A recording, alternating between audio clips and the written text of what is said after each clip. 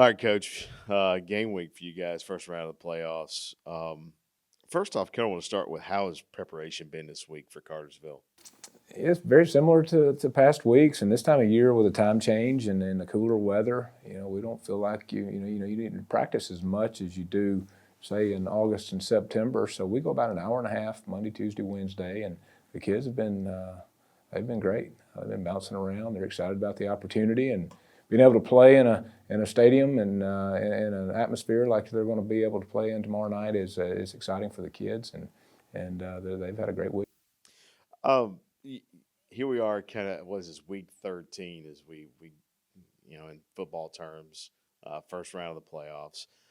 Let's kind of go through the season and what do you feel like your program has learned this season? Well, I feel like our kids have they've stayed the course, and I feel like we've gotten better at each position throughout the season, and hitting speed bumps is part of the process when you're coaching high school football, and we had to shift our focus early, and our kids they didn't bat an eye, and they played hard, and they understood early in the season what we were up against at the latter half, and we prepared and we battled as hard as we could battle, and the kids have not been down on themselves. They've been playing just like you want them to play at this time of year. So I'm excited about the opportunity.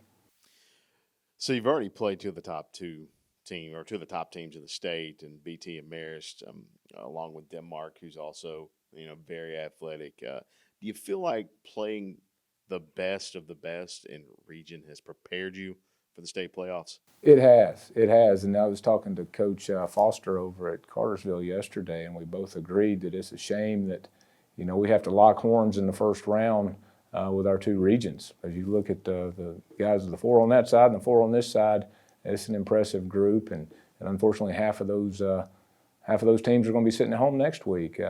But it has prepared us for the playoffs, and we're a better program having played the schedule we've played. Because when you look at the schedule and you kind of break it down offensively, you guys, your 7 wins, you guys, the offense has just really poured it on. In the 3 losses, your offense just struggled just a little bit. How have you addressed that going up against the number one team in the state? Well, and this is not the first time this year we've played the number one team in the state. So I think the lack of production offensively in those 3 games has a lot to do, and you have to give credit to the 3 defenses we played. I mean, Marist and Blessed Trinity, and then Denmark. In the Denmark game, our philosophy in that game was to play defense on offense, and unfortunately we had a couple of turnovers and got behind the chains. And when you play the way we do, you can't afford that against quality programs.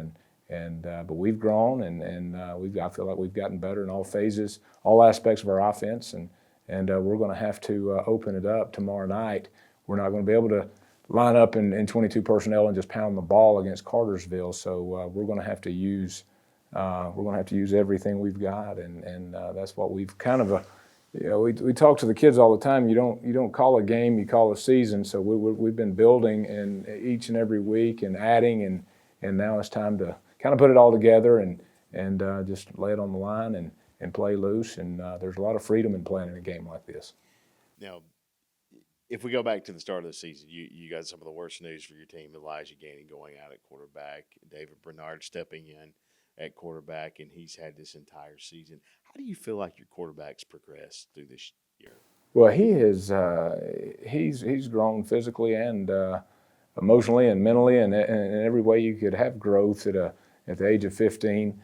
He was thrown into the fire early, and I told him when he has hiccups, I said, well, when you're driving the car, you're going to hit the speed bumps, and he's done a great job of handling that, and he's a very intelligent kid, mild-mannered, cool, calm, and collected. So, if he's feeling the stress, he definitely doesn't show it, and our kids feed off of that.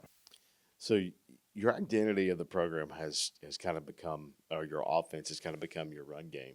Chandler and Jazing and those guys. How important is it going to be on Friday to establish a solid run game? No, we have to. If we're going to have a chance, we have to be able to run the ball. I mean, I think everybody that has played us understands that, and that's who we are. And that's, like I said, we've had to shift the focus, and unfortunately, we play some heavy boxes. We have to do a good job of being able to hit some perimeter throws and loosen the box and keep the safeties from sitting at 5 and 6 yards like we've seen most of the year.